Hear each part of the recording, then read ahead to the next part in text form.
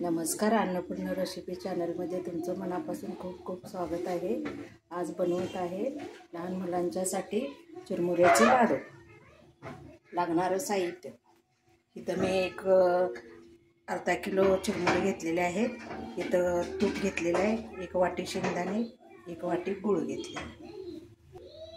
इथं आता हे गूळ आपण पातळ करून घेऊया।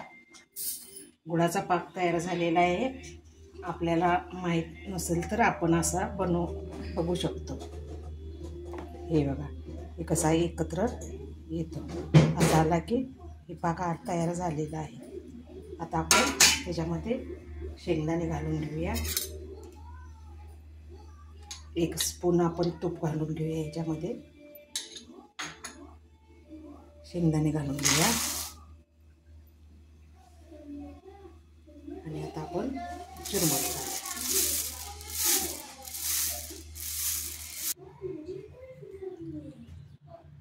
आपले चिरमुऱ्याचे लाडू तयार झालेले आहेत। तुम्ही हे करून पहा, कमेंट करा, लाईक करा, शेअर करा।